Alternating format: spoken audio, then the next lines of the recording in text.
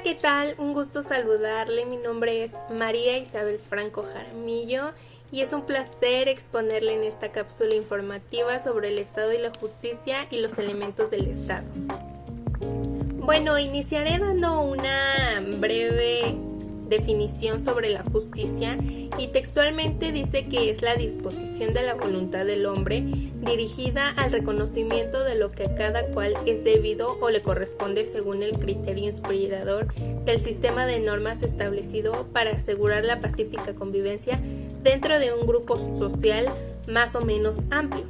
Esto quiere decir que es el reconocimiento del hombre que a cada cual le corresponde algo. La justicia es respaldada con normas, las cuales tienen por objetivo dentro de un grupo social mantener la paz y la sana convivencia. La igualdad es definida como la ausencia de toda discriminación a todos los seres humanos. Es decir, que es el respeto a todos los derechos de todas las personas. La libertad es definida como la facultad que debe reconocerse al hombre dada su conducta racional para determinar su conducta sin más limitaciones que las señaladas por la moral o por el derecho.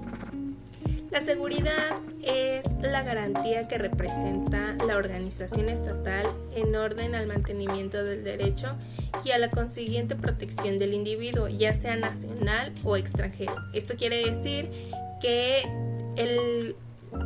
la organización estatal debe garantizarnos una seguridad, una protección como individuos, ya sea que seas extranjero o que seas nacido en el país, pero nosotros debemos tener la garantía de que tenemos una protección. Los derechos humanos son aquellos que corresponden al hombre por su propia naturaleza, como fundamentales e innatos, tales como la propiedad, la libertad, la seguridad y la resistencia a la opresión. Estos derechos fueron formulados en la Declaración Francesa de los Derechos del Hombre y del Ciudadano de 1789 y los llamados derechos humanos. En la Constitución Política Nacional, estos derechos se clasifican en derechos civiles, que vienen en el artículo 1, 2 y del 4 al 24, en derechos políticos, que vienen en el artículo 35, en los derechos económicos, sociales y culturales, que vienen en el artículo 3, 25, 26 y 28. En la Constitución Política Nacional, los derechos se dividen y se clasifican en derechos civiles, que vienen en el artículo 1, 2 y del 4 al 24. Los derechos políticos, que vienen en el artículo 35, derechos económicos, sociales y culturales en el artículo 3, 25, 26 y 28. Los derechos de propiedad en el artículo 27 y 123 y los derechos jurídicos en el artículo 103 y 107.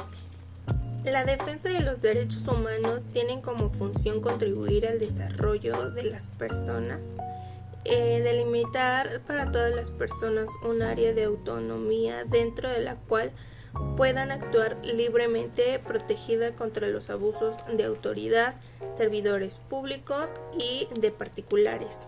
Establecer límites a las actuaciones de todos de los servidores públicos, sin importar su nivel jerárquico o institucional gubernamental, sea federal, estatal o municipal, siempre con el fin de prevenir los abusos de poder, negligencia o simplemente desconocimiento de la función. Crear canales y mecanismos de participación que faciliten a todas las personas tomar parte activa en el manejo de los asuntos públicos y en la adoptación de las decisiones comunitarias. También hablaremos del Estado y los elementos.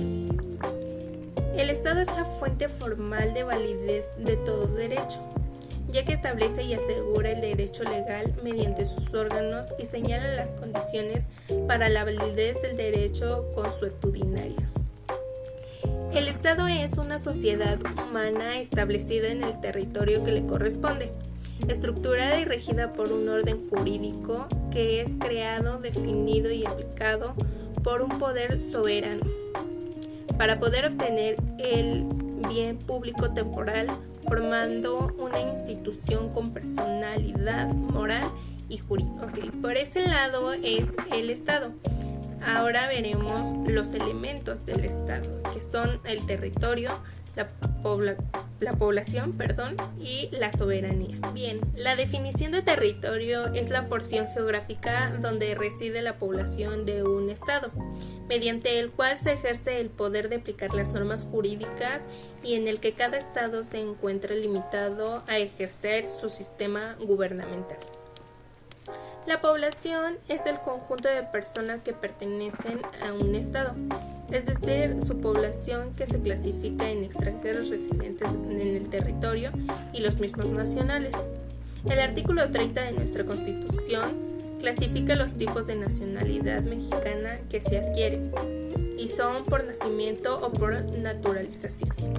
Los que son mexicanos por nacimiento son los que nacen en territorio de la República, que ya sea la nacionalidad de los padres cual fuera, pero si el niño nace en territorio mexicano, pues es mexicano. Puede ser los que nacen en el extranjero y son hijos de padres mexicanos nacidos en territorio nacional, ya sea madre nacida en territorio nacional o padre. Los que nacen en el extranjero y que son hijos de padres por naturalización mexicana, ya sea de padre mexicano por naturalización o de madre mexicana por naturalización. Y los que nacen a bordo de embarcaciones y aeronaves mexicanas, ya sea de guerras o mercantes. Los que son mexicanos por naturalización podrían ser los extranjeros que obtengan de la Secretaría de Relaciones la carta de naturalización, o la mujer que contrae matrimonio con un varón mexicano, o el varón que contraiga matrimonio con una mujer mexicana, que tengan o establezcan su domicilio dentro del territorio nacional y cumplan con los demás requisitos que al efecto señale de la ley.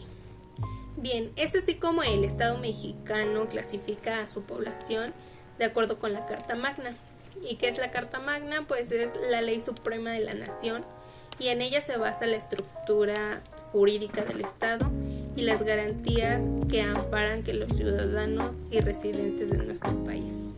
La soberanía reside esencialmente en el pueblo, tal como lo señala el artículo 39 de la Constitución Nacional. Todo poder público emana del pueblo y se instituye para beneficio de él. El pueblo tiene en todo tiempo el inalienable derecho de alterar o modificar la forma de su gobierno. El pueblo nunca delega su soberanía, sino que nombra sus representantes, los cuales están bajo sus instrucciones y su mando.